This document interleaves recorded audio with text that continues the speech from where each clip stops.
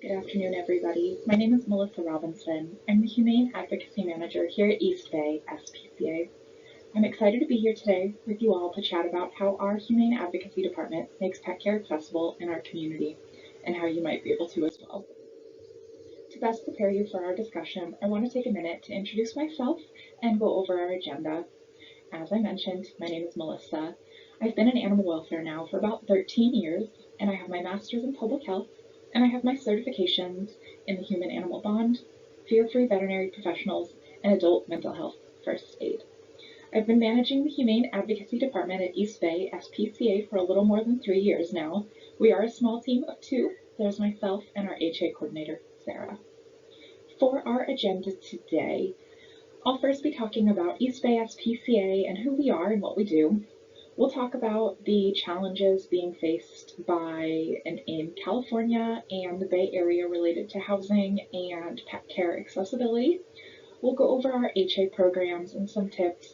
We'll look at what's going to be happening in HA in the time ahead, and we'll also be going over just a few other key terms and whatnot. To get us started, I want to talk about East Bay SPCA. So we're a local nonprofit, not affiliated with any national organization, and we're actually celebrating our 150th anniversary this year.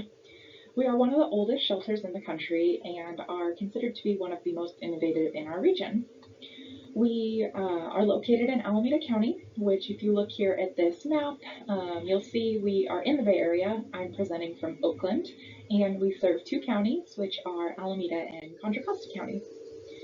Here you can see our vision, our mission, and our core values, which we're really proud of, and these are things that you'll see strewn about throughout this presentation. As far as the programs that exist here at East Bay SPCA, we have multitudes of different options and programs for folks. We are, of course, a shelter.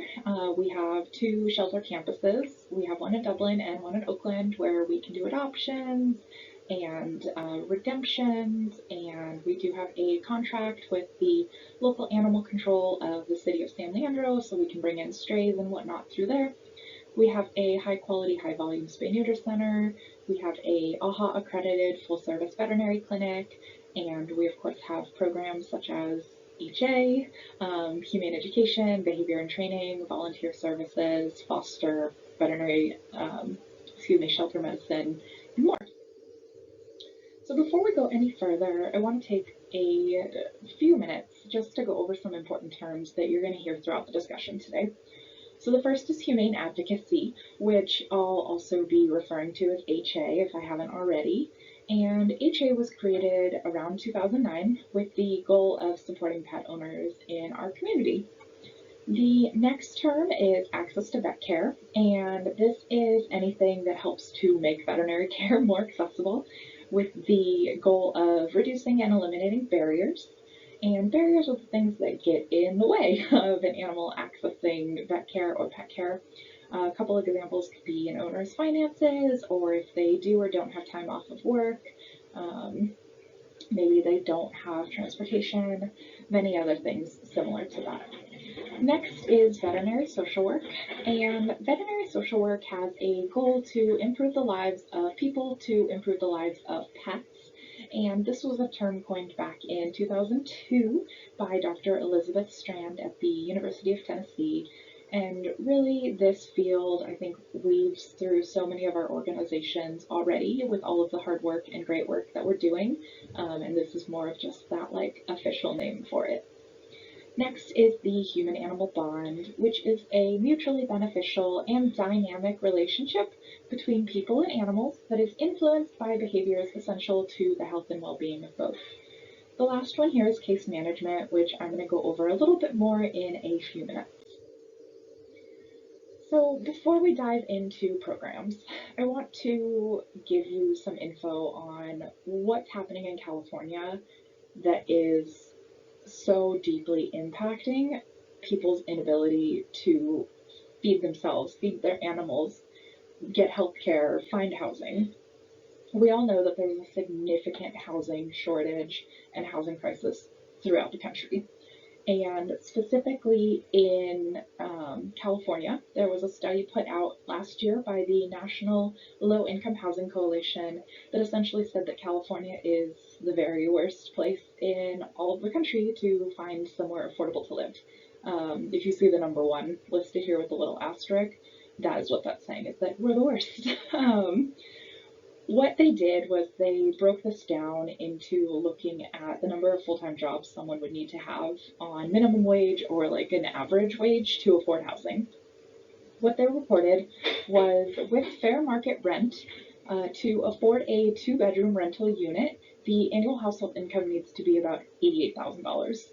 So what this breaks down to is a full-time job at $42.25 an hour to be able to afford housing. This isn't attainable really by a lot of people if you think about it. So if we look at something kind of a little bit more understandable and a little bit more normal is minimum wage. And minimum wage in California is $15.50. So for somebody working a minimum wage job and working full time, they would actually need to work 2.7 full-time jobs at minimum wage a week to afford a two-bedroom rental. Or if they're looking just to rent a one-bedroom, then again they need to be making that $15.50 a week and be working 2.2 full-time jobs. It's wild. So yeah, California is not in good shape, and they call out something here in the bottom right, which I'm going to read for you since I know my bubble is covering it. And it says, when low-income households spend more than half their income on housing, they have little, if any, money to spend on other necessities such as food, childcare, transportation, and healthcare. What it doesn't say, but what is relevant here, is that they also can't afford pet care, and that's where we all come in. I want to bring up one more thing here, and this is that things are pretty bleak for the two counties that we support in as well.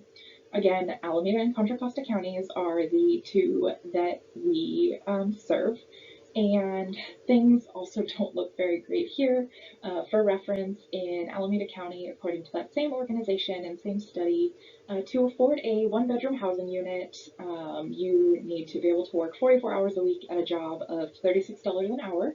Or in Contra Costa County, for a one-bedroom housing unit, you need to work 51 hours a week at a job that pays you $36 an hour. Again, these aren't things that are feasible, which is where there's a huge lack in care, and it's really terrible. And I know that we're all out here doing our best to make things easier for pet owners, and we gotta keep on keeping on. To add to this is that both our counties are heavily populated. As of 2020, there was a little under 3 million residents in both counties, and 10% of our population is below the 100% federal poverty level, which in California for one person an annual income of $14,580, and then a separate 20% is below 200% federal poverty level, which for one person is $36,450 a year. We have over 800,000 people making near or less than $30,000 per year. So, why am I sharing this? I'm sharing this because the housing crisis plays a ginormous role in pet care accessibility. And when pet owners don't even have enough income to have someplace to live or to feed themselves, feed their kids, take care of dependents, access healthcare, there's just not resources for pet care. And we know that probably almost everybody has a pet in some capacity. So what can we do to assist them and help them? As far as here at East Bay SPCA, Humane Advocacy has 5 different programs that we have cultivated to help pet owners in our community, all of which I will be going over pretty shortly with you. Before we jump into programs, I do want to define case management, like I said I would. So the key to success in HA services is utilizing the case management approach. And there is no standard definition, but it is often described as a collaborative process that manages client wellness and autonomy through advocacy, communication, education, and then the identification and facilitation of services. Case management as a whole knows and recognizes that everyone is unique and there's not a one-size-fits-all approach. There are several best practices with case management, the first one being the holistic approach, and this is considering all factors you'll see on the right, like financials, current housing, client culture, language, access to transportation, the list could go on, taking into account all of those when deciding how to help a pet owner. The second is to provide person-centered or individualized care, which is meeting the pet owner where they are in that moment and fully listening, and recognizing that everyone is unique. The next area here is prioritizing compassion, empathy, and professionalism. Being compassionate makes a difference. It shows that you are open to understanding their story, the barriers they're facing, and not just jumping into a conclusion or passing any judgments. I don't have it noted here, but something that is absolutely critical to case management is documentation. Here at East Bay SPCA, we can typically have open 50 to 60 pet owner cases with just our veterinary assistance program alone, and being able to document where things are in the case, what was the last communication had, where is this pet being seen, progress outcomes is vital to success. So I talked a lot about case management, and I do also want to go ahead and discuss briefly the intersection of HA and veterinary social work, which I have written here as VSW. So with HA, we are case managers and we are using the principles of veterinary social work. What that means is we're essentially with the pet owner from A to Z and beyond and through and all of that. A snapshot example of this is when a pet owner reaches out to us, we mindfully kind of decide what makes the most sense. Is this pet going to be seen here at our internal full service clinic, or does it make more sense to get them in at an external clinic with different hours, different availability, different location? And then through that, for example, if the pet is seen here at our full service clinic, we're going to go into the exam room right after the doctor has done her clinical exam and walk through with that pet owner what happened, to see if they have any questions. We're going to go over the clinical summary. We're going to break things down. Really simply, we are also going to walk through the estimate or the invoice line by line, describing what each thing is, how it relates to what the pet needs, what sort of financial assistance that we can help with, what sorts of grants they should apply for. We can help them apply for grants, kind of the whole gamut. During that, we also are going to be educating throughout the process. We're going to be providing follow-up support. We often are texting clients, we're calling clients, emailing clients, working with them through the whole thing. Really, we want to make sure that we're removing barriers, we want to help people, and we want to, of course, recognize that every situation is unique. Now that you've gotten a bit of a foundation on our programs and how we are functioning in our community, I want to talk a little bit more about our programs and some tips. So our first program is our veterinary assistance program, which I've mentioned briefly already. This program aims to serve pet owners in Alameda and Contra Costa counties that are experiencing financial hardship and need access to vet care. If a pet needs access to vet care, medical care, we can probably help through this program. What it depends on is the needs of the pet and the pet owner, and we're going to collaborate to decide where is the best place for that pet to be seen and what should be done. We are there through that, really providing that advocacy piece. In 2023, we supported nearly 450 pets in accessing vet care in some capacity, which has been a huge growth from 2022, 2021, 2020. You can keep going backwards. We know that the veterinary shortage across the nation has caused huge barriers to folks, and we were able last year to expand our veterinary assistance program into external veterinary clinic partners. We knew that getting pets just seen at our full service clinic wasn't enough, which is where we were like, hey, local partner clinic or local clinic, do you want to partner with us and help to get more pets seen through our program? These are our 6 current partners, and we are really thankful to them and to all of our new and upcoming partners this year. There's also our Spay Neuter Voucher Program. This is a program which offers spay neuter services for dogs and cats at a discounted rate.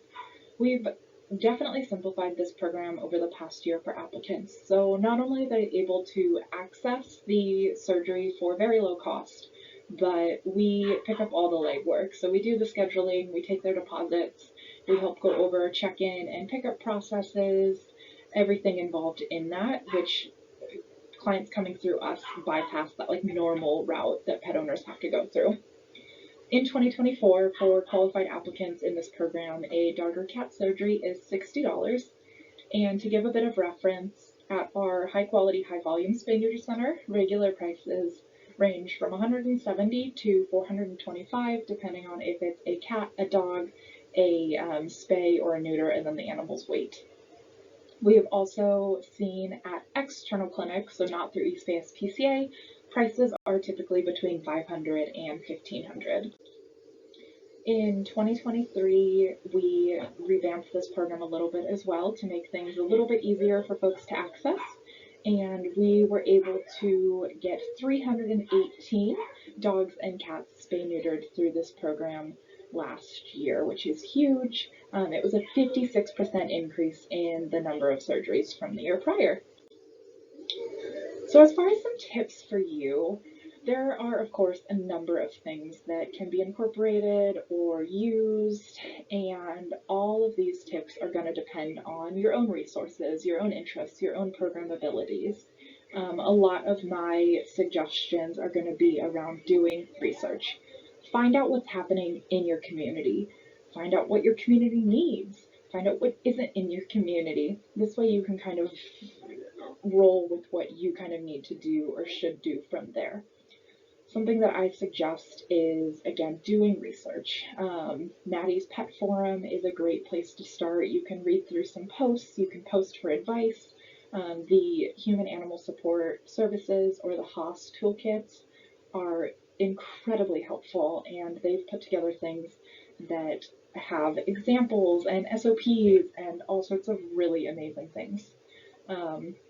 What I would also say is like, have an idea of grants, whether these are for individual cases or big grants for your organization. Any of these things are things that I have tried in some capacity, and I would be happy to connect outside of this with anyone who wants to talk through things a little bit more. Our next program is our Pet Food Pantry, which is where we, of course, distribute food to pet owners in need. This program offers 2 different ways to pick up food. One is through our monthly appointment-based Pet Food Pantry distribution day, and then we also have a new partnership with human food banks in our area, so that we are actually able to distribute food right to these human food bank partners, and then they distribute it at their own events. In the last 3 months of 2023, which was when this program was created, we distributed to these human food bank partners alone nearly 6,000 pounds of food. We fully anticipate and hope to grow this in this year and would like to see at least 50,000 pounds of food go out to our community. We know that food scarcity is very real, so even if we aren't able to get folks connected with food quickly, we are able to provide them education on human foods that are safe for their pet, or homemade pet recipes, or things that can be used to supplement their pet's diet when their food supply may be low or out completely. Some tips for you, again, a lot of this is based on knowing what's in your community and what isn't. Can you collaborate with other organizations? I know a number of smaller rescues who have partnered together to help distribute food and supplies. One of my biggest suggestions here is have a plan and a process, especially for individuals who want to donate. What are you going to take? What can't you take? What do you want to distribute? How are you going to distribute it and track it? Having tracking and processes is so important with a pet food pantry. This is a very kind of database protocol heavy sort of program. Even if you don't think of that right off the bat, it definitely is. Something else that I would recommend is joining us at our monthly Pet Food Pantry Coalition meeting. I host this every month, and it has organizations across the United States and Canada come together and share tips, tools, advice, and check in. My info is at the end of this presentation. Please reach out to me if you want to join along in a meeting.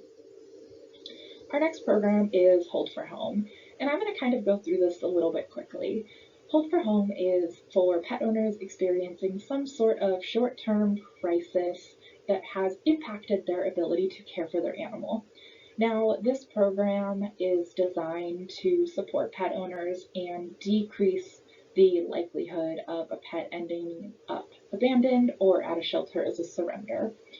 Through our Hold for Home program, we do require that the pet owner has their own case manager and that case manager, is helping to stabilize the situation in which the pet owner is in while the pet is in our care.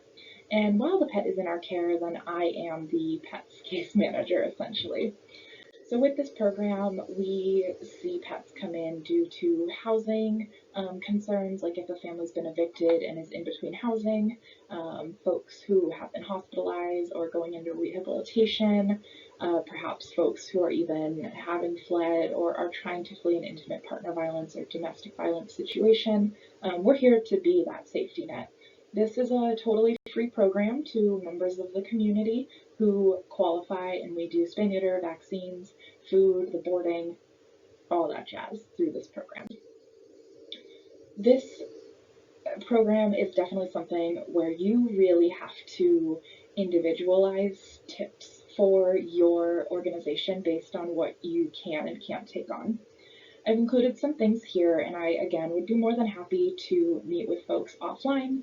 There have been a number of organizations recently who I've also spoken with who have some really, really great programs, and there are a lot of resources out there, whether you want to incorporate something very small or try and do something very large. There are definitely resources. So one of the last things I want to talk about here is that we at East Bay SPCA are so much more than a shelter, and we couldn't do what we do without our partners. Part of our partnerships are also related to resources and referrals. So we want to be able to refer members of our community to different organizations, whether it's for their pets or for their own. And that's a two-way street. We often get referrals from other organizations for support. Something I don't mention directly on here is that we do have a nearly 50-page resource packet, and almost all of these partners are listed in there describing what they can do, but we also have things in there such as like the benefits of spay neuter, how to control and prevent fleas, what types of vaccines are there, what schedules should a pet be on for their vaccines, how to register as an emotional support animal, what sort of behavior and training needs and support mechanisms are out there, what sort of, for the human, what sort of housing help is out there, or do they need support with maybe substance use, mental health, transportation. This packet has all of that listed, and it is something that I'm going to include to get to all of you to look at. So looking ahead, HA has really big goals, and part of that goal is communicating with others on what we do, how we're doing it, and how we can support not only our community of pet owners, but those around us, like the folks who have listened in today. We truly want to transform the lives of pets and pet owners, and there are many ways that we are going to do this. We want to achieve a more humane community and increase the number of clients served. We want to ensure that there's more access to our programs. We want to partner with more clinics and more pets and pet owners in our community. We are really looking to expand our accessibility, particularly through the next 3 years. And we're really looking forward to this, and I'm really excited about it. So as we close today, again, here is my contact information. Don't hesitate to reach out to me if you want to join our coalition, or if you want to brainstorm or chat or connect. Please, I would love to. I'm also on LinkedIn. You can connect with me, Melissa Robinson, MPH. And I'll leave you with this. The past The present and the future of humane advocacy is about supporting pet owners in accessing care. We'll be here no matter the situation, whether it's easy, challenging, or somewhere in between. Pet owners can count on us. Thank you for taking these last 30 minutes to listen in. Please do reach out if you have anything on your mind that you maybe want to chat about. I would love to connect. Thanks so much. Enjoy your conference. Take care, all.